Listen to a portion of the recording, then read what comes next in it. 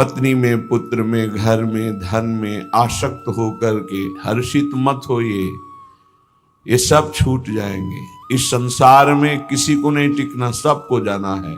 इसलिए हे भाई, उद्दंडता नहीं, मनमानी आचरण नहीं, प्रभु का आश्रय लेकर धर्म आचरण करते हुए नाम जप करो, जीवन का परम मंगल हो जाएगा। उपासक अपने इंद्रिय मन को किसी भी उत्सव का निमित्त बनाकर, किसी आनंद में प्रफुल्लित होकर या किसी विक्षेप को प्राप्त होकर कभी किसी विषय को स्वीकार ना करे। बहुत ध्यान से सुनना, एक दिन की छूट तुम्हारे जीवन भर के लिए वो संस्कार रूप में फांसी बन जाएगी। ऐसी जगह आपको फंसा देगी, निकलना मुश्किल हो जाएगा। फंसना सहज है, निकलना मुश्किल है। हर भोग एक विशाल अथाह दलदल है, धंसते चले जाओगे, निकलना कठिन है। इस बात को दिमाग में चाहे लिख लो या डायरी पे लिख लो।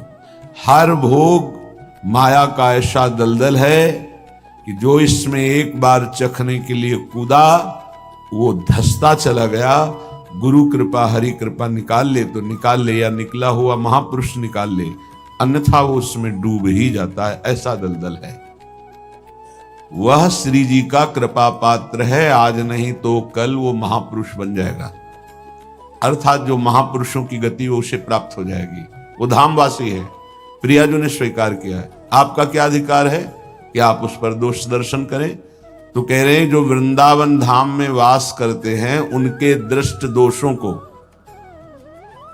दिखाई दे रहा है। ऐसा नहीं कि नहीं दिखाई दे रहा, आप आरोप लगा रहे हैं, दिखाई दे रहा है। दृष्ट दोषों को सत्य मान करके वर्णन करते, उनकी निंदा करते हैं, तो आपका भाग्य दुर्भाग्य में बदल जाएगा। यदि आप ये विचार करके कि श्री जी के लाड़िले हैं, इनकी बाहरी बात है पर इनके ऊपर बहुत कृपा है, आज नहीं तो कल ये सब सुधर जाएंगे क्योंकि लाडली जी के कृपा पात्र हैं, बात बन गई। ऐसे मूर्ख लोग अपना संकट स्वयं चयन कर लेते हैं। जो दूसरों की, वृंदावनवासी की दोष दृष्टि से निंदा आदि करते हैं, बहुत निकृष्ट बात है, इसे कभी स्वीकार न करें। सच्ची कहते हैं, देखो अपने सब पावन भूमि में बैठे हैं, निंदा तो अपनी करनी चाहिए। अंदर से देखो, ईमानदारी से देखो, जो हमारे अंदर कूड़ा करकट है इसकी निंदा करनी चाहिए कि मैं बहुत नीच हूं, हम पर इतनी कृपा है लाडली जी की, इतना दुलार कर रहे हो, हम उनकी दुलार को ठुकराए चले जा रहे हैं। वो कह रहे हैं दाहिने चलो, हम बाएं बढ़ते चले जा रहे हैं, पर वो कृपा ही करती जा रहे हैं। हम कभी एकांत में बैठकर नहीं रोए मैं कितना नीच अपराधी हूं कि अपने इतने करुणा में स्वामी का विरोध कर रहा हूं, उनके विरुद्ध चल रहा हूं, जबकि प्रतिकूलस्य विसर्जनम, बिल्कुल विसर्जन कर देना, आज के बाद कोई गलती नहीं होगी। पर हम गलती पे गलती करे जा रहे हैं। श्री जी इस बार माफ कर दो, आगे से फिर किया, श्री जी इस बार माफ कर दो, फिर वही वो माफ करती चली जा रही। हमसे गलती होती। जब हम ये देखेंगे तो हम दूसरे को देखने लायक ही नहीं। हम क्या दूसरे को देखें? हम अच्छे हों तो दूसरे को देखें, और जब सच्चाई में तुम अच्छे हो जाओगे तो दूसरे के दोष नहीं दिखाई देंगे, सब में अपने प्रभु दिखाई देंगे। इसलिए श्रीपाद कह रहे हो, मूर्ख लोग अपने संकट को बुलाते हैं, संकट का निर्माण करते हैं। ये बहुत भयावह बात है कि किसी वैष्णव या किसी वृंदावनवासी की निंदा बिल्कुल भूल कर मत करना। ये ब्रजवासी जन भगवान के लाडले हैं। देवराज इंद्र को भ्रम हो गया, घुटनों पे आ गए, तब भगवान ने क्षमा किया। जाओ, त्रिभुवन पति घुटनों पे बैठे थे इसी रज में। ये जो गोविंद कुंड है ना, घुटनों के पर थे, नाथ क्षमा कर दो, जाओ। ऐसा अहंकार मत करो कि तुम्हारे द्वारा पूरी सृष्टि चल रही है। ये ब्रजवासी हमारे प्राण हैं, अगर इनको कोई संकट तो फिर हम उसको महासंकट में डाल देंगे। हमारे ब्रजवासियों को कोई ना छेड़े। भगवान कह रहे मेरे प्राण हैं ब्रजवासी जन। देवराज इंद्र से ज्यादा नाराज नहीं हुए, कारण जानते हो?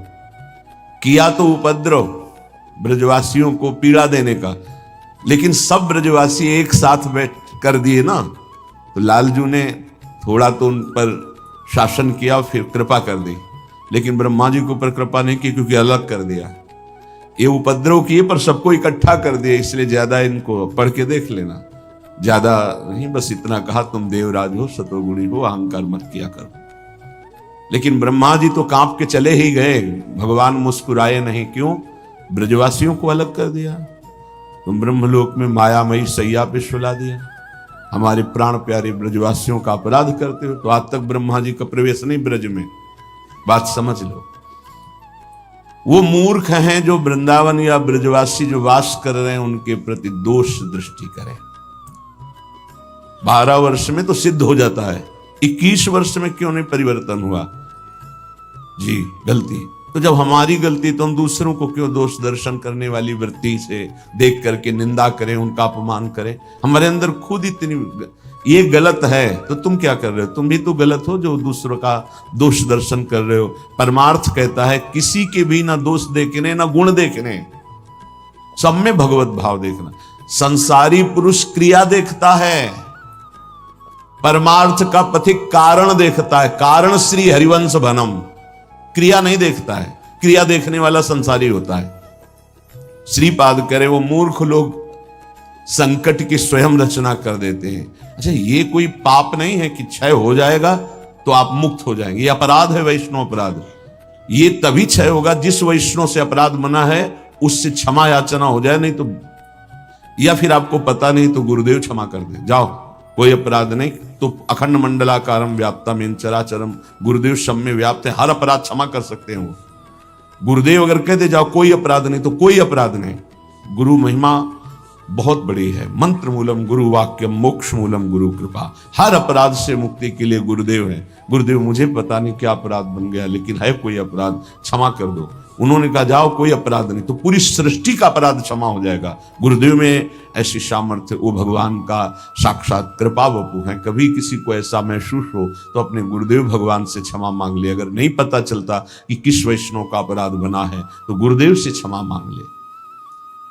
श्रीपाद कह रहे हैं ऐसे व्यक्ति हमारे चाहे प्राण संकट में पड़े हो, कभी समीप ना आवे, मैं इनका दर्शन न करूं और इनका संभाषण न सुनूं।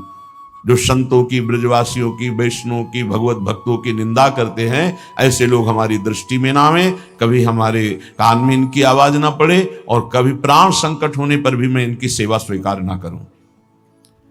क्योंकि ऐसे लोगों का विषय सेवन करना, दिया हुआ भोजन पाना, या उनके पास बैठना, या उनकी दर्शन करना, इस सारे साधन को हास्यास्पद बना देते हैं। उपहास योग, अर्थात कुछ नहीं रह जाता जो ऐसे लोगों का संग करता है। अपराध नहीं, निंदा नहीं होनी चाहिए, बहुत सावधान। पूज्य श्री चंद्रशेखर बाबा जी महाराज वो कहते थे कि ब्रजरज, ब्रजलता और ब्रजवासी, इन तीन से श्रद्धा बिगड़ गई तो बात तुम्हारी बनेगी नहीं।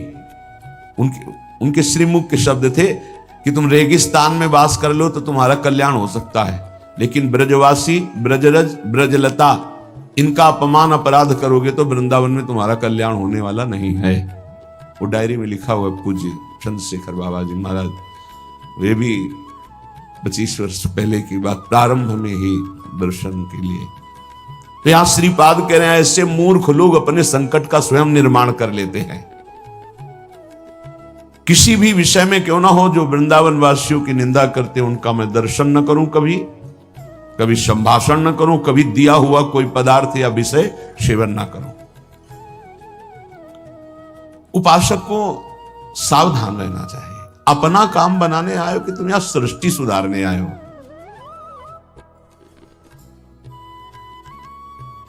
देखो, तुम्हें पक्की बात बता दे, भगवान भी पूरी सृष्टि को नहीं सुधारे।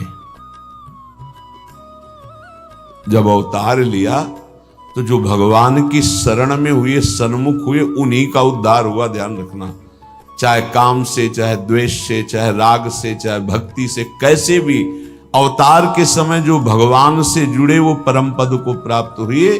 भगवान के अवतार के समय हम लोग भी होंगे, कीड़ा मकोड़ा, दीमक, चींटी चीटा जो बने होंगे, तो हमारा उद्धार नहीं हुआ।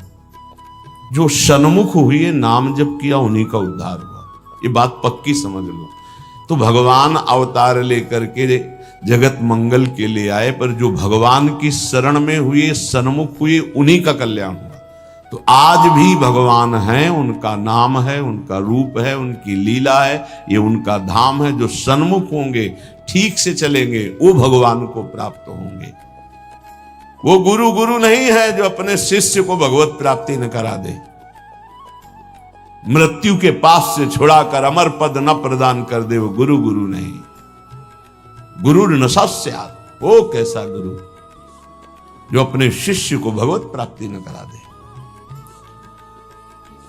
वो कुटुंबी स्वजन नहीं है जो भगवान के भजन में ना लगा दे।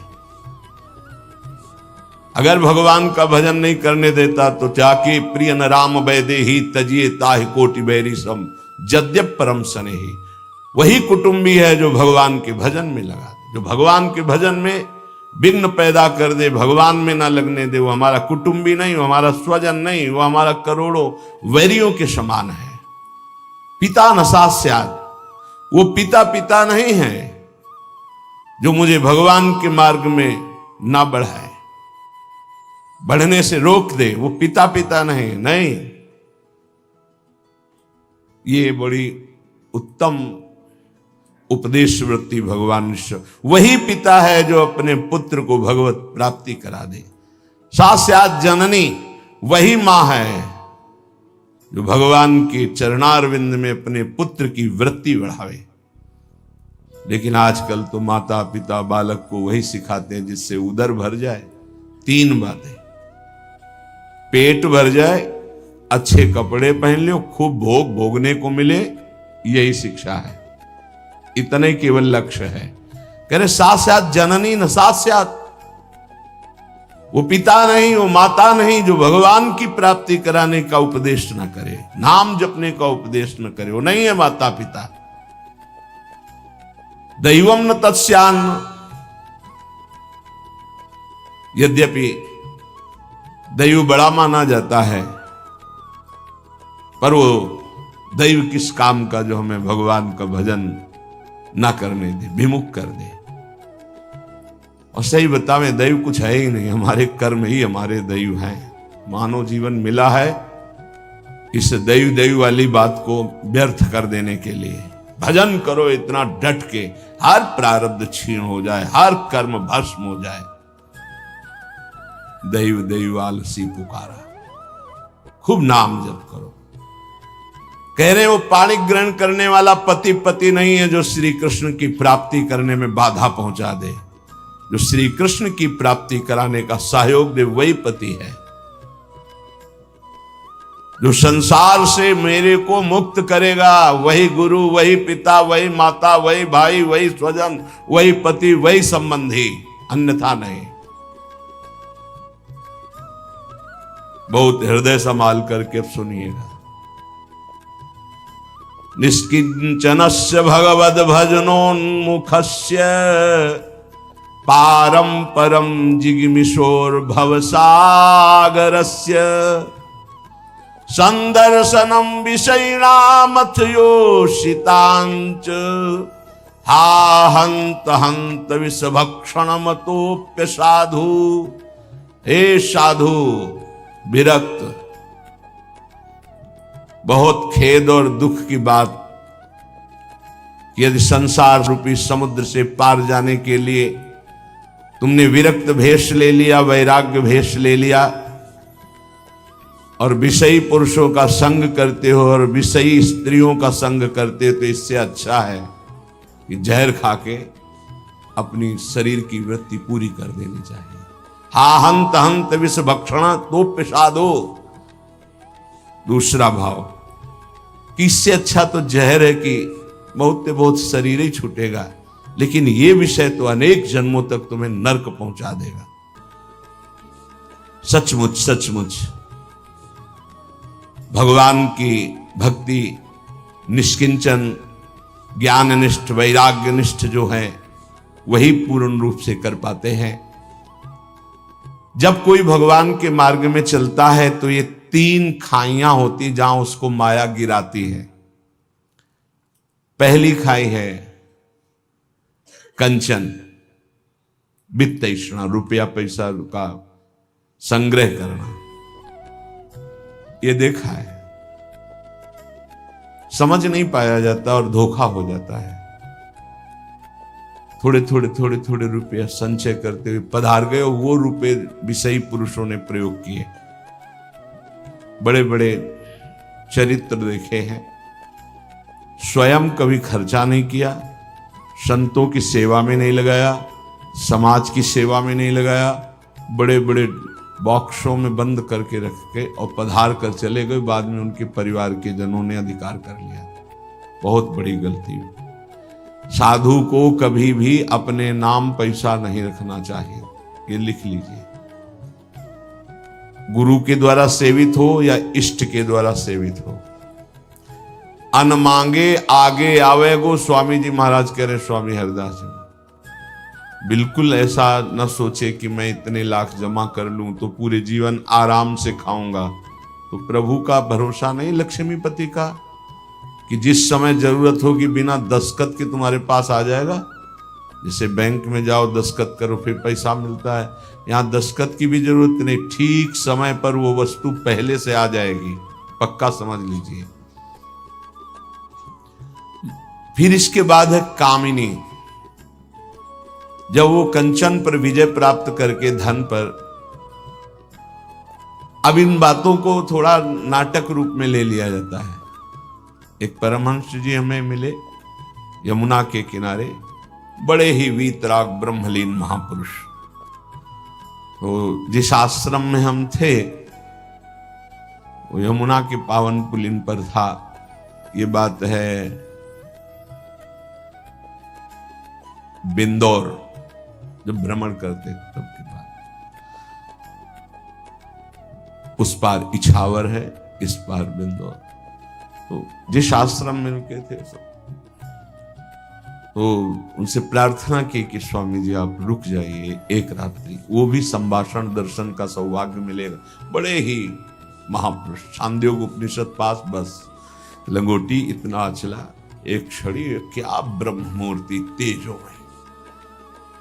स्वीकार कर लिया।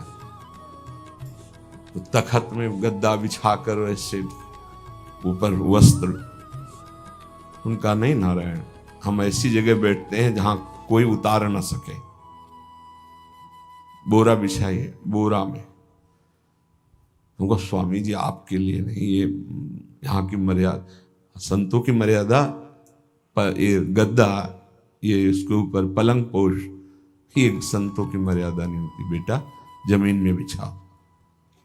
ऐसे एक एक चेष्टाएं उनकी थी कि थप्पड़ की तरह पड़ती थी।